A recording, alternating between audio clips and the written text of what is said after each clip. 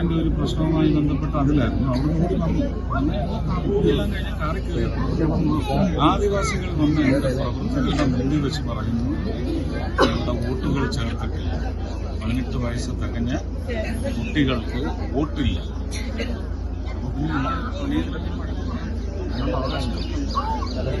അതാണ് കേപ്പബിലിറ്റി. നാളെ തെരഞ്ഞെടുക്കപ്പെട്ട് കഴിഞ്ഞ് ഇതുപോലെ ഞാൻ അവിടെ പോയി കുടിയാണ്ട് കിടക്കാനൊക്കത്തില്ല. അപ്പോൾ ഈ പ്രവർത്തകർ വേണം അങ്ങനെയുള്ള വിഷയങ്ങൾ എത്തിക്കാൻ.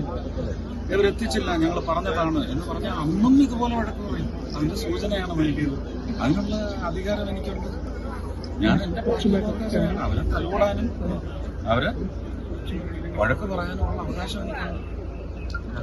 അത് ചില ഉദ്ദേശത്തോടെ അത് ആവശ്യമില്ല. ആളുണ്ടായിരുന്നല്ലോ, കണ്ടില്ലേ? തിരുവനന്തപുരത്തേക്ക് പോകുന്നൊക്കെ വെറുതെ പറഞ്ഞതല്ല, അതൊക്കെ പേടിപ്പിക്കുന്നതിന്റെ ഒരു മാർഗം തന്നെയാണ്. അങ്ങനെ അവർ ചെയ്യാനുള്ള ജോലി അവർ ചെയ്യണം, ഇല്ലെങ്കിൽ എനിക്ക് എന്റെ ജോലി ചെയ്യാനൊക്കെ തന്നെ. നാളെ ജയിച്ചു കഴിഞ്ഞാലും പാർട്ടിയുടെ അണികളാണ് ഓരോ ഗ്രാസ് റൂട്ടിലും പോയി എന്താണ് വിഷയങ്ങൾ എന്നുള്ളത് എന്റെ അടുത്ത് എത്തിക്കേണ്ടത്. അതല്ലേ ഞാൻ പിന്നെ ആക്ട് ചെയ്യുന്നത്. അതിന്റെ ഒരു ചെറിയ സാമ്പിളാണ് അവിടെ കണ്ടത്, അത്രേ ഉള്ളൂ.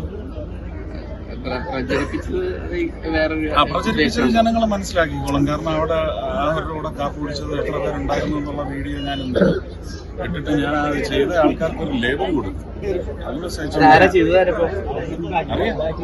ആ പ്രചരണം ഞങ്ങൾക്ക് എല്ലാവർക്കും ആവേശമാണ്. ബൂത്ത് പ്രവർത്തിക്കാൻ ഞങ്ങൾക്ക് എല്ലാവർക്കും ആവേശമാണ്. ആ പ്രചരണം ഈ മണ്ണ് സുരേഷ് ഗോപി വക്രം കൊണ്ടൊന്നും ജനങ്ങളെ ഇനി കബളിപ്പിക്കാനൊക്കത്തില്ല.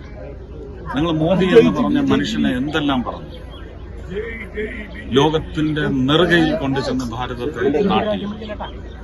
അത് തന്നെ നിങ്ങൾ എത്രത്തോളം അവഹേളിക്കുമോ അത്രത്തോളം ഞങ്ങൾ ഉയർക്കും. Resurrection, we will rise. ഇപ്രാവശ്യം തൃശ്ശൂരിന്റെ മണ്ണ് സുരേഷ് കൊടുത്തിരിക്കും. Thank you. ഞങ്ങൾ